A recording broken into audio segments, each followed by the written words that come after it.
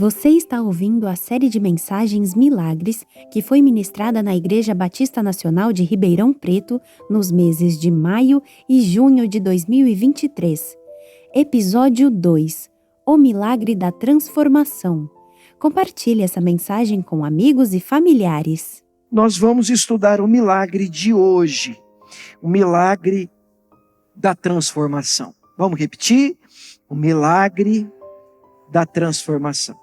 Eu queria um minuto da atenção de vocês para a gente conversar um pouquinho sobre esse tipo de milagre.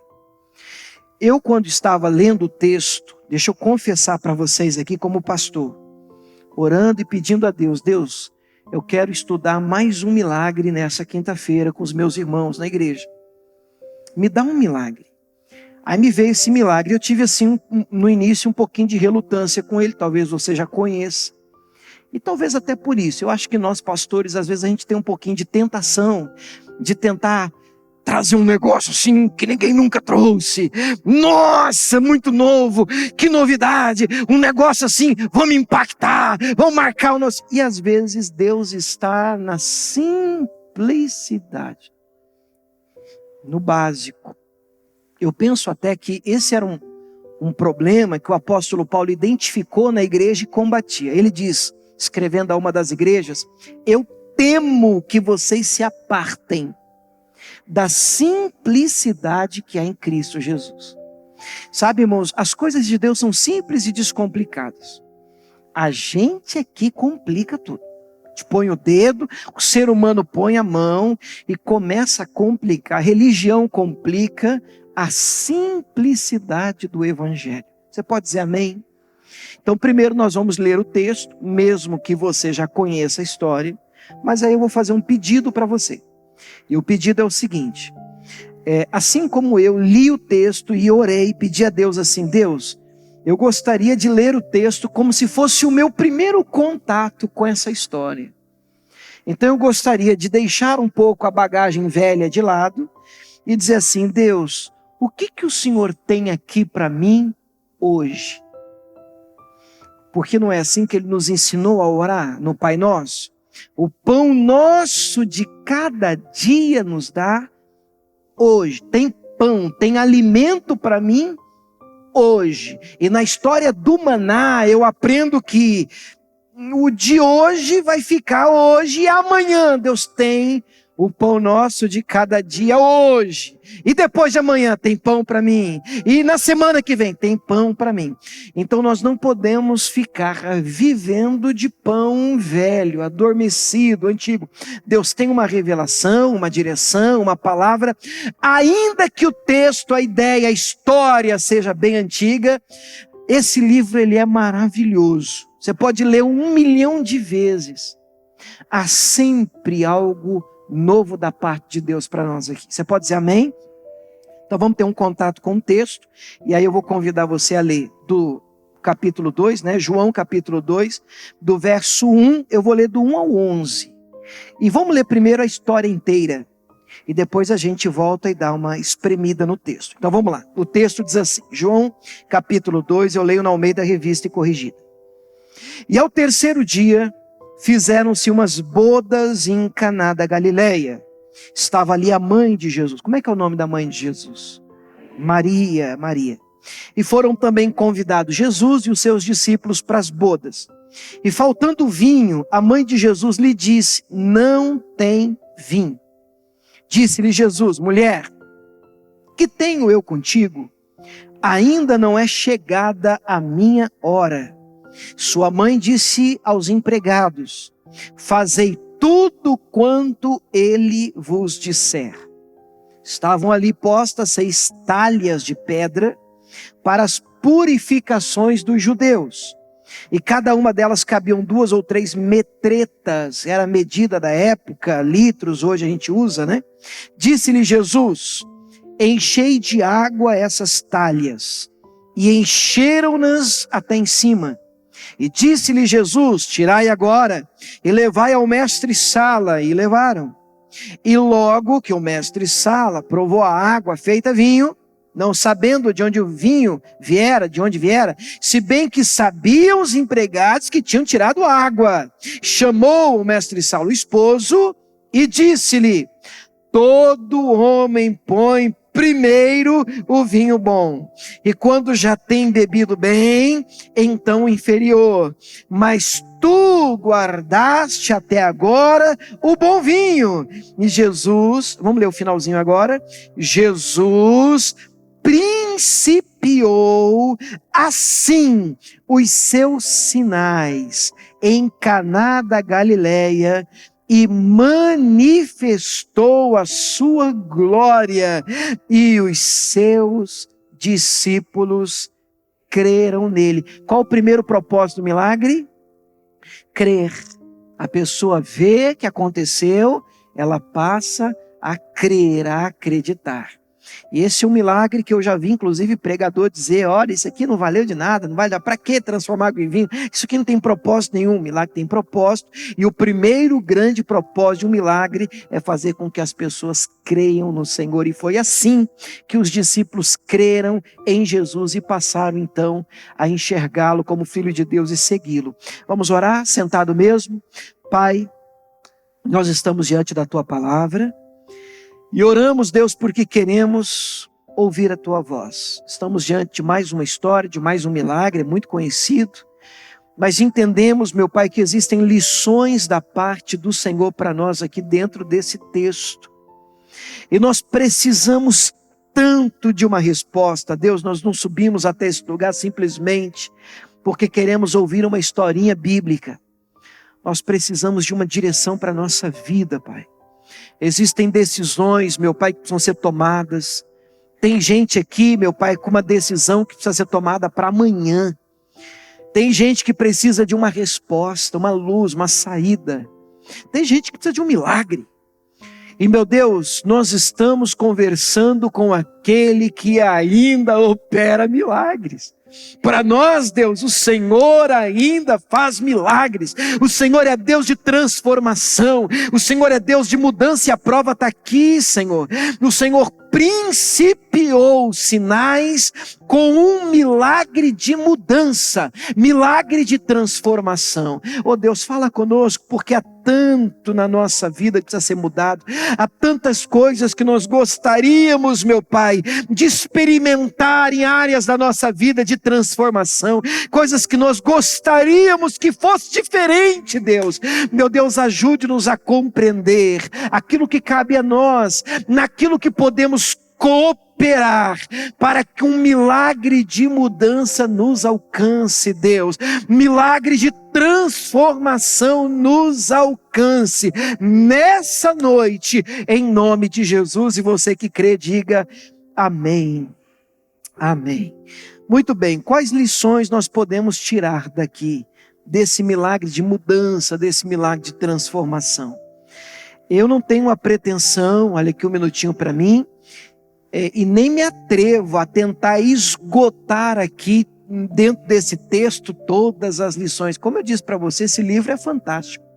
Agora mesmo eu estou lendo esse livro com vocês aqui, e já me veio no coração algo que eu não separei. Por exemplo, quando termina o milagre, termina com o responsável da festa experimentando a água feita vinho, e fazendo um comentário muito feliz. Ele está dizendo: olha, todo homem põe primeiro o melhor que tem, e depois, para poupar, para gastar menos, coloca o vinho inferior, porque a turma já está alegre mesmo, não vai nem notar a diferença, e você poupa. E realmente esse tem sido um padrão na vida de muita gente, mesmo dentro da igreja.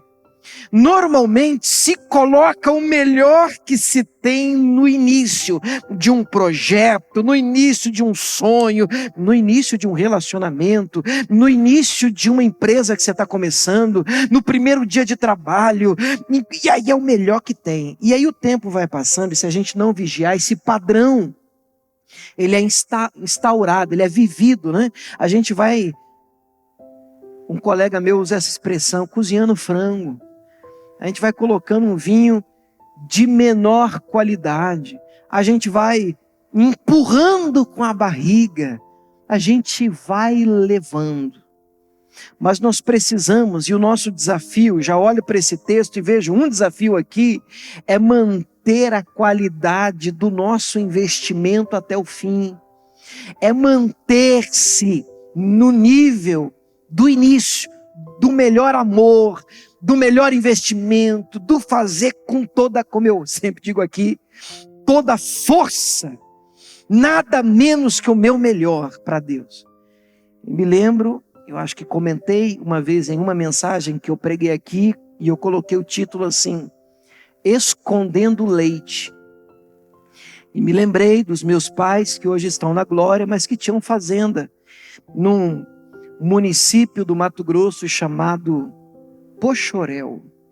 Eu lembro que a gente não ficava na fazenda, ia lá final de semana, feriado, mas quando ia, tinha lá a casa do caseiro, tinha sede na fazenda, tinha essas coisas assim, né? E aí, cedinho, 5 da manhã, vamos pro curral amanhã cedo. E eu, vambora. Eu sou o mais velho de casa. Aí, vambora. E eu ia com o meu copinho, minha canequinha de alumínio, com açúcar dentro. Entende ou não? E aí eu ia pro curral com a canequinha de alumínio. Aí a gente ia tirar leite, meu pai ia me ensinar. Aí ele amarrava aquele banquinho, não sei se você já viu, é um toquinho com uma câmara de ar, de pneu, amarrava, e ele sentava, tirava, ele começava, ele dizia, vem filho, aí eu ia, aí eu vinha com a canequinha. Aí vinha o leite. Eu não sei se você já jantou, se você gosta da receita, mas ele vinha direto na canequinha, né?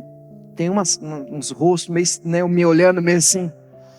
Mas eu não sei, era maravilhoso. Uma lembrança que eu tenho comigo, subia uma espuma, morninho. Irmão do céu, de Deus aquele negócio. Mas por que eu estou te contando? Porque ele tirava, aí parava. Aí eu dizia, pai, parou essa, tem que pegar agora a próxima vaca. Ele disse, não filho, essa aqui eu conheço, ela está escondendo o leite. Aí o que ele fazia? Ele soltava o bezerrinho, o bezerro vinha, dava umas cabeçadas assim na vaca, começava a mamar, o leite descia de novo. Aí judiação, amarrava o bezerrinho e dava mais um balde. E aí eu me lembrei e entendi a expressão, fulano está escondendo o leite. O que isso quer dizer? Quer dizer que você tem mais para oferecer. Você pode ir além, mas decidiu ficar aquém. E é isso que o mestre Salo, responsável da festa, comenta no final e diz, todo mundo dá o melhor que tem no início e depois esconde o leite. Ninguém quer gastar, ninguém quer pôr tudo que tem, parece que se retém, mas com o evangelho, eu não sei vocês, mas eu penso, eu sempre falo isso com a Camila, nós decidimos, a gente tem que ser intenso nas coisas que nós vamos fazer. É para fazer, vai com força, meu irmão. É para crer, mas crer de verdade. É para, vamos. Mas e se? Como assim? E se? Então não faz. Se você acredita, se você é o seu sonho, é o meu projeto, pastor, eu sonhei com isso. Como é que você vai entrar num negócio de meia boca? Põe o melhor que você tem.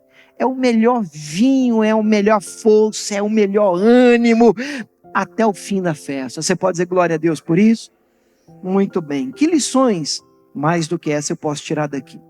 Eu separei 4 e a gente vai orar. Número 1. Esse foi o primeiro milagre que Jesus realizou para mim. Só isso já me reserva uma lição.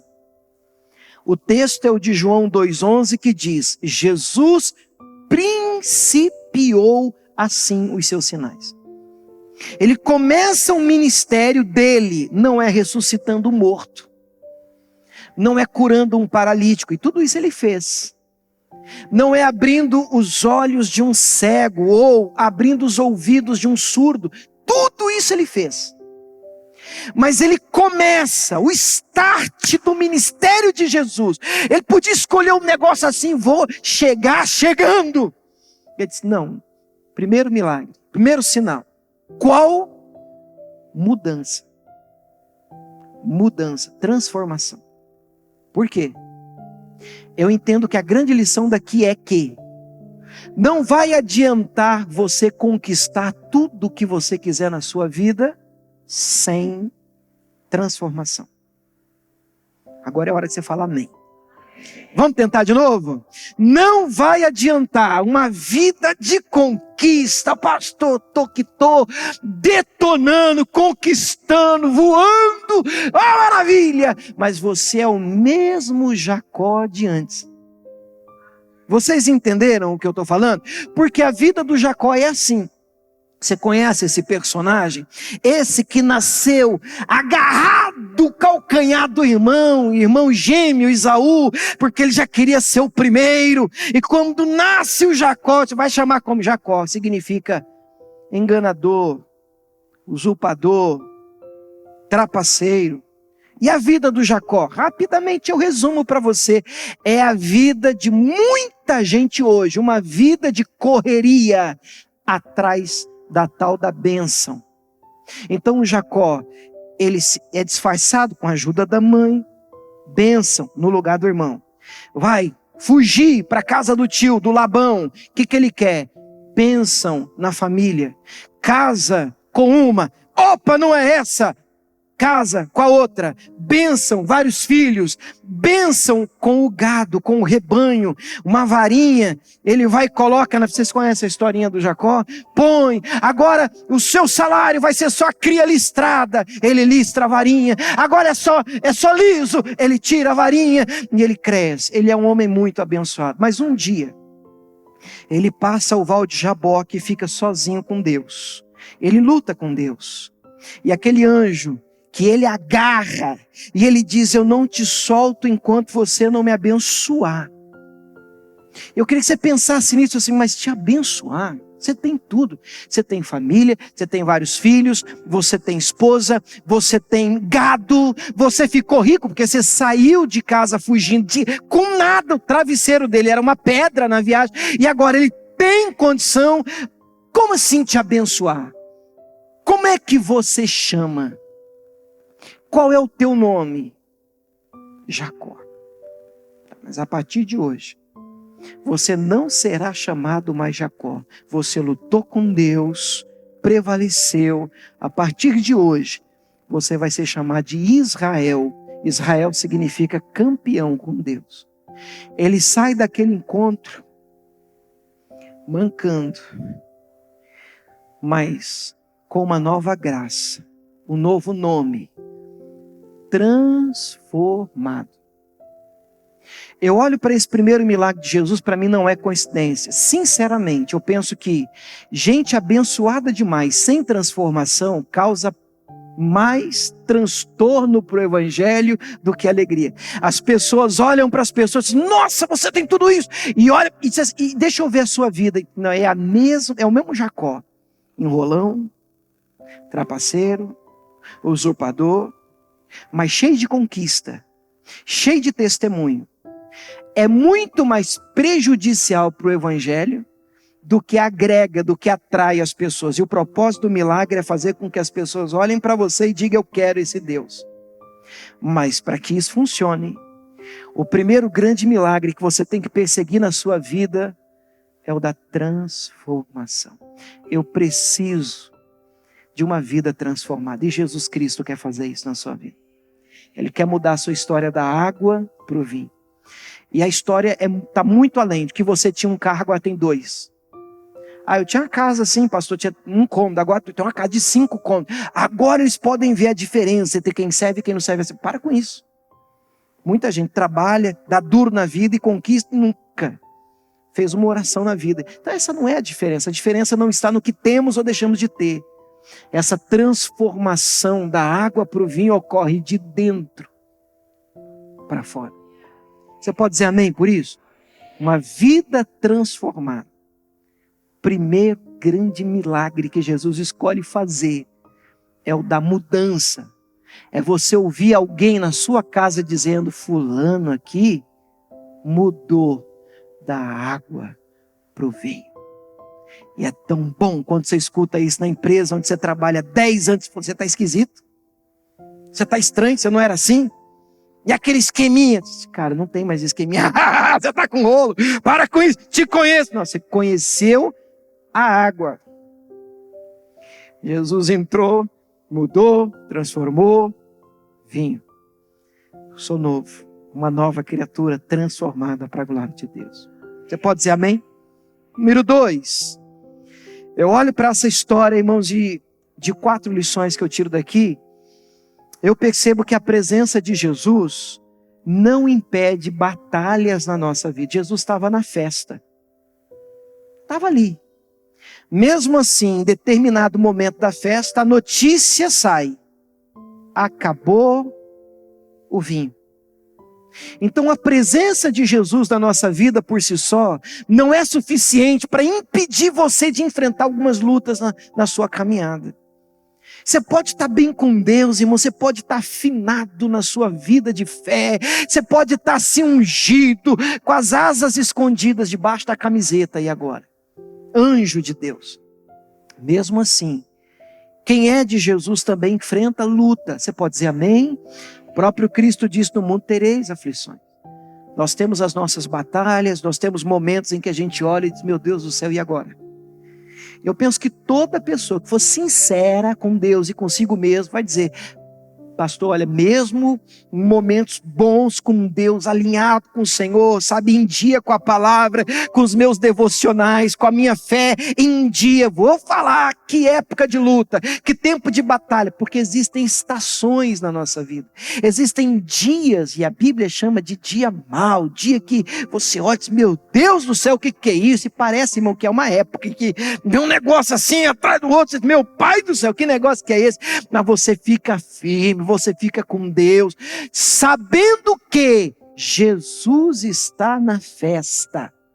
A notícia ruim pode até ter chegado, a batalha pode até ter se erguido, mas se Jesus está na festa, tem milagre, irmão. Se Jesus está na festa, tem milagre. Você pode dizer glória a Deus?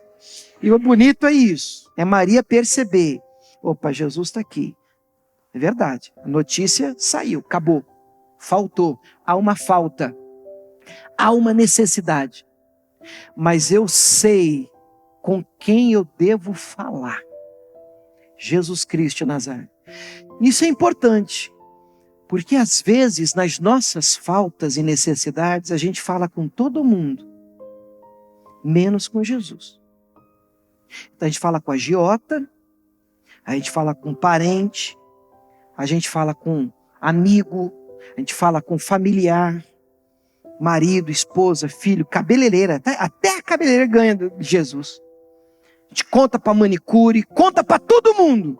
Quando a Bíblia diz em Jeremias 33:3, Deus diz assim: clama a mim e responder-te-ei. Anunciar-te-ei coisas grandes, firmes, que você não sabe.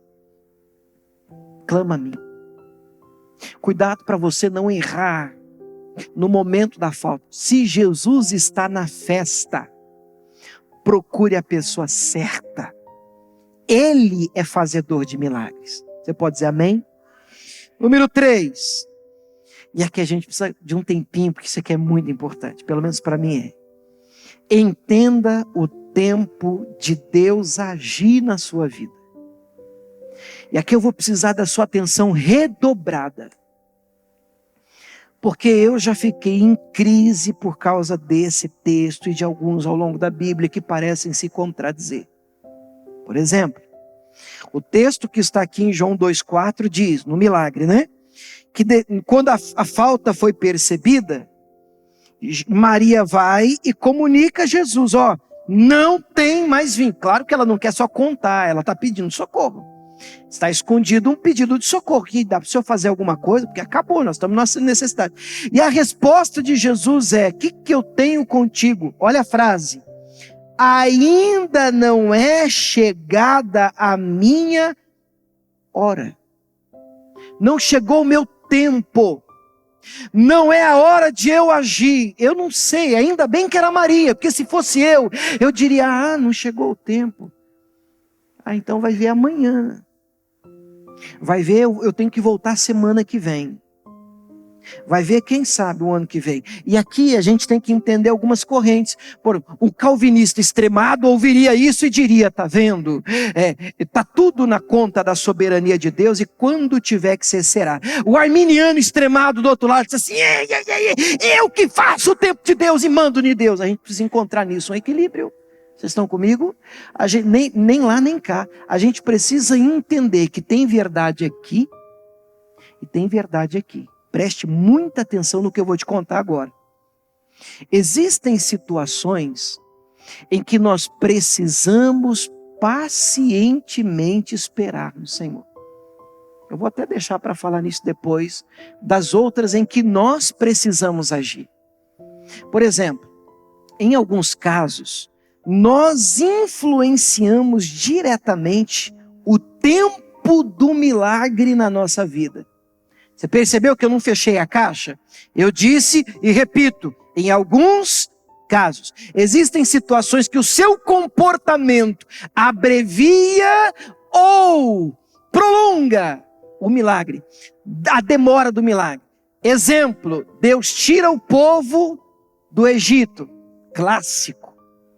Caminhada de dias à terra prometida.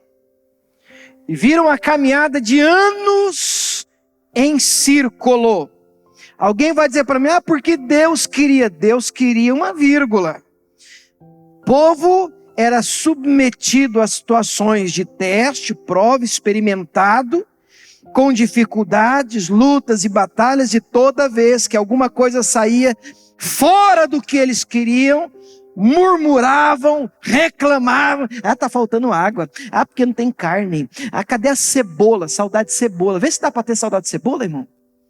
Saudade de cebola o povo tinha. Queria voltar para o Egito porque não tinha cebola.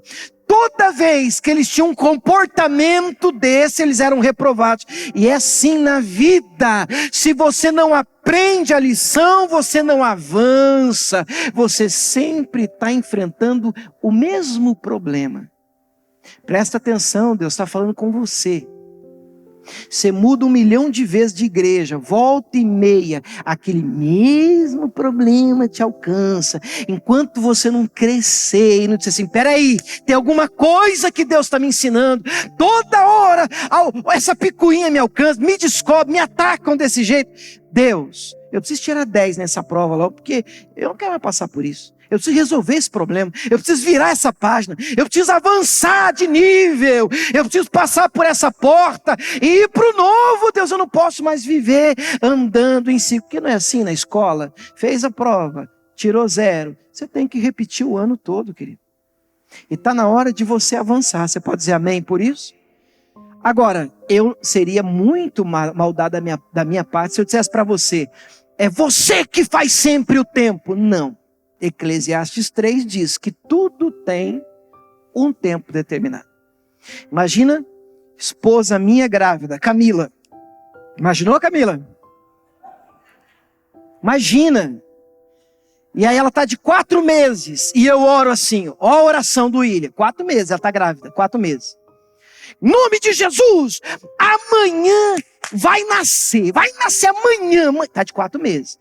Deus não pode responder uma oração dessa. Se nascer amanhã, morre. Eu preciso respeitar o processo. Você entendeu o que eu disse agora? Então você percebe verdade dos dois lados? Existirão momentos na sua vida e você vai ter que ter essa sensibilidade em que você vai ter que respeitar o processo. Salmo 40, verso 1, Davi diz, esperei com paciência no Senhor. Aí você vai dizer, pastor, haja paciência. Às vezes tem que ter paciência.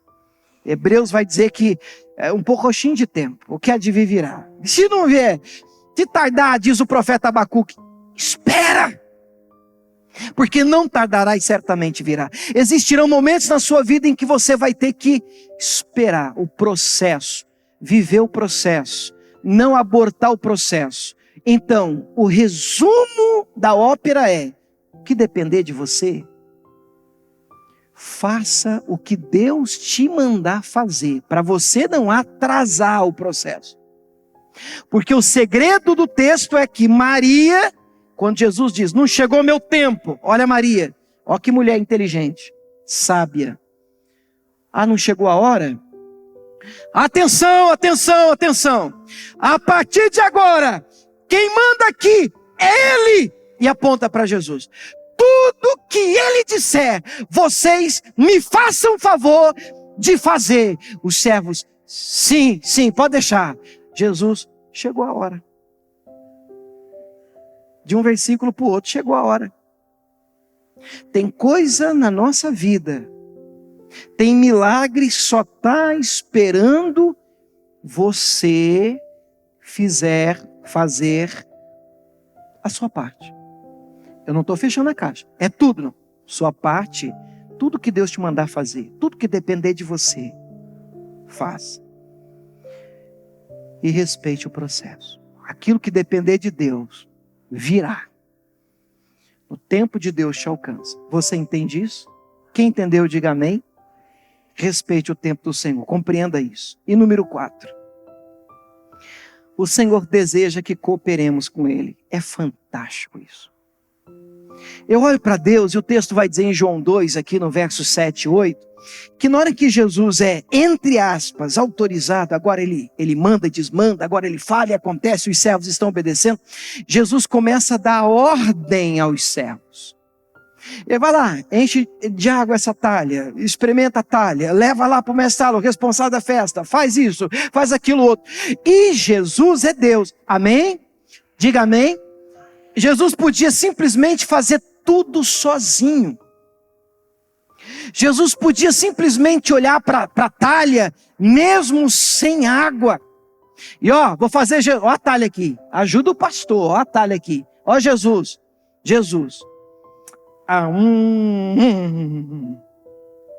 Resolveu. Não pode? Pode ou não pode? Tem poder ou não tem? Mas Jesus diz, e aí? Vamos participar? Vamos participar? Você quer participar, filho? Põe água. Você, enche aí. Você, leva um pouco lá para ele provar. Vamos participar. Ele não precisa de ajuda, ele é Deus. Para nós é honra cooperarmos com ele. É o que Paulo diz na primeira carta dele aos Coríntios, no capítulo 3. Quando ele percebe facção na igreja, um diz que é de Paulo, outro diz que é de Apolo. Quem é Paulo? Quem é Apolo? Um planta, outro rega. Deus vem e dá o crescimento. Nós somos, Paulo diz isso, cooperadores de Deus. Interessante, porque mesmo Deus podendo fazer tudo sozinho, plantar, regar e fazer crescer, porque Ele já fez no Éden, Ele já provou que pode fazer sozinho. Ele diz, deixa você participar. Um planta, o outro vem, você pode regar? Rega. Agora então, deixa eu fazer o que ninguém pode fazer. Eu vou dar o crescimento. Então o que você puder fazer, querido, faça. Coopere com o Senhor. Participe, viva o seu milagre, viva, experimente, curta a viagem. Você pode dizer amém, irmão? Curta mesmo, entre com gosto. O Senhor poderia fazer tudo sozinho, é verdade, mas mesmo assim Ele decide nos permitir participar do milagre. Aquilo que Deus tocar o seu coração, aquilo que Ele te orientar a fazer, acredite, Ele espera que você coopere, ouvindo a voz dEle, obedecendo a Ele, fazendo o que Ele tem tocado no seu coração para fazer, e o que você der conta de fazer, Ele espera que você faça, mas saiba que vai chegar um momento na vida de todos nós, em que a gente vai chegar numa barreira, numa muralha, num limite, e que a gente vai dizer assim, Senhor, agora eu não consigo fazer crescer a semente, esse poder eu não tenho. Eu não posso mudar o meu marido, a minha esposa, eu não posso transformar o coração dos meus filhos. Deus, e agora eu não consigo, mais do que isso eu não consigo. Aí Deus, agora é comigo. Agora eu entro onde você não consegue entrar. Eu faço o que você não tem condição de fazer. E o nome disso é milagre. Você recebe isso em nome de Jesus? Vamos aplaudir o nosso Deus? Aleluia! Nosso Deus é um Deus de milagre. Se essa mensagem te edificou e você sente no coração de abençoar essa obra, seja um parceiro da IBN Ribeirão Preto. Ajude-nos a espalhar as boas novas que Cristo nos traz. WhatsApp para contato: 16 99991 8115. Para doações, Pix 46 756 802 /1000 ao contrário -27. Siga também o nosso canal no YouTube, IBN Ribeirão Preto, e o nosso Instagram, @IBN Ribeirão Preto. Deus abençoe!